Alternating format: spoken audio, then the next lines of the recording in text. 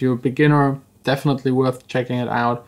If you're already like a pro sound designer, maybe still interesting because it's maybe a shortcut to complexer sounds, easier and faster.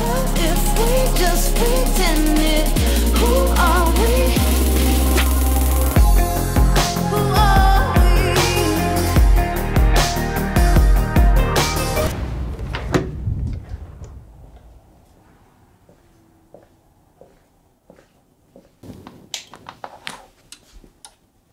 Today is a very special day for me because like tonight, right at midnight, my new song Who Are We will be released.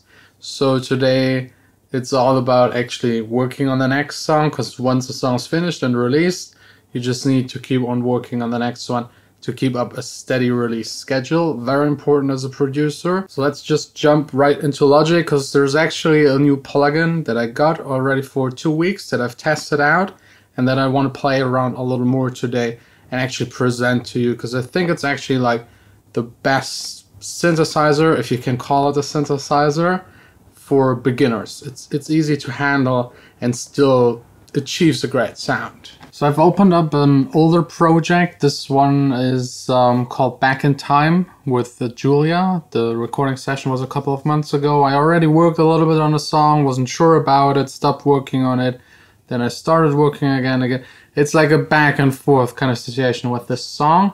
But let me actually show you this synthesizer. It's called Chords. Quite simple because it's not actually like a full synthesizer. It's more a rumpler, so it's using ROMs, it's using recorded audio as its source. So it's a lot easier to handle because you don't have to start with like a sine wave, a square wave, triangle wave kind of as a starting point, which is way harder to get out of these very simple basic sounds, something really complex and rich that sounds modern and fits into today's music environment. Chords actually uses like samples that are already complex, just combining them, and you still have a fair amount of flexibility within it. You can still, for example, set your ADSR for your filter envelopes, and you basically, to just explain it really quick, you have two layers, two chord layers. The first one you can switch through samples.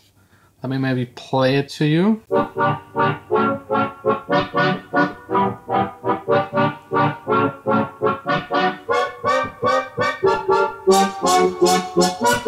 So that's just switching to the samples in the first layer, and then you got a second layer where you can basically do the same and also switch through layers, and both of them are combined.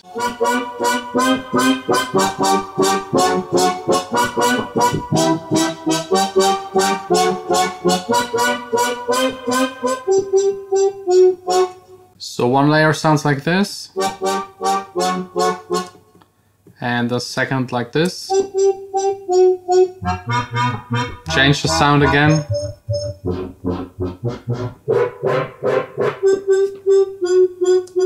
You can of course mix both of them,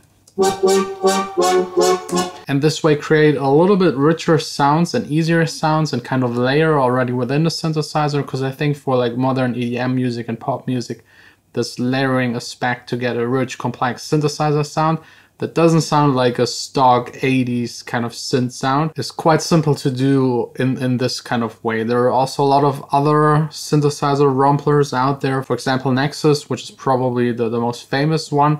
Here is only the problem that so many people actually use it that you can't actually use the sounds anymore because it sounds so much like Nexus, but also a great starting point for beginning producers because it's way less complex and you actually get way complexer sounds without having to know too much about like how a synthesizer works and spending like too much time actually creating sounds, because as a producer your main goal is to make music and not to make sounds. So if someone else already made the sounds for you, you might be able to work faster, but you should still know how to take a preset and change it in a way that it fits to your song. So I think it's a good entry into the synthesizer world to just play around with two samples that you can mix, and then of course do your filter envelopes, play around with the cutoff, or for example here also change the pitch of the layers and this way already create a chord sound. And of course you got like your effect section at the bottom where the chorus, delay and the reverb,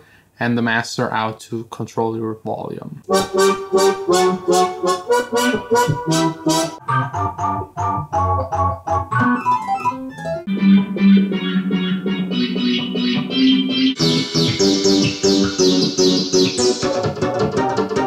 So in a lot of those sets and plugins, samples, you might already heard it, it's already layering, so you just need to hit one note to actually play a chord. I'm here triggering it with chords out of my song, so I will have to change the pitch on the different samples to make it actually fit.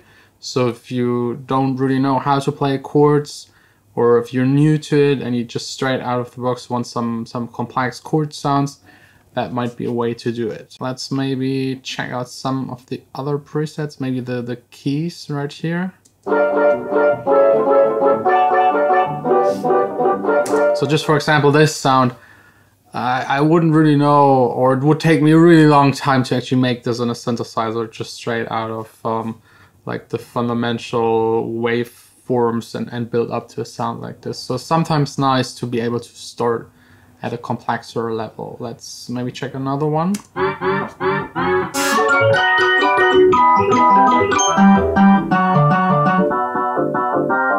What I like is that you actually have, although it's still just using samples as a source, you have a little bit more control. You can change the attack decay, sustain and release of the sample, which is pretty standard, as well as the sample start. You can actually delay it to the back. And this way pick another part out of the sample as the starting point. And you can use stretch to speed it up and change the format.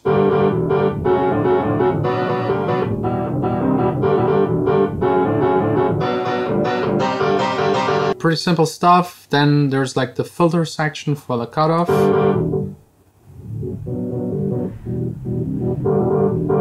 Resonance,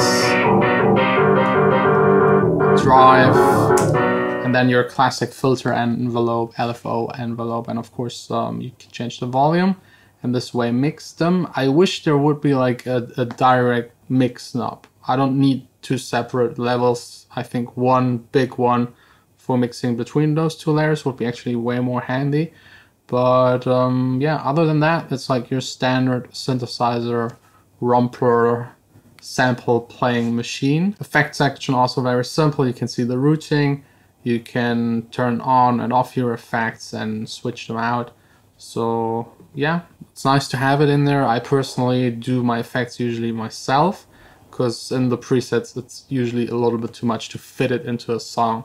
People making presets usually make them as big as they can, which is nice when you listen through them, but to make them smooth and fit into a full production, you usually have to dial it down on the effects. So if you're interested to check it out, there will be a link down below in the description. I think there's also a demo for like 14 days, so you can fully try it out if it's actually something for you.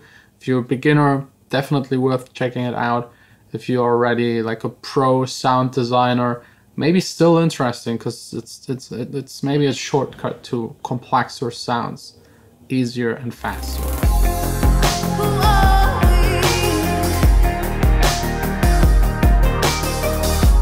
Done making music. I have to be honest, I worked a little bit on the song and I still don't really feel it. I think it's not really time to just put it aside, maybe work on it in a year or two. I don't know, the writing isn't really on point, not really my style. And then on top of that, I got completely lost testing out the new preamps. Some of them make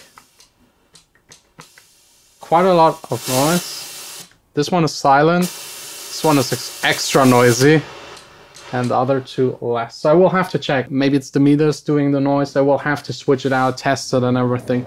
But that's something we will do tomorrow.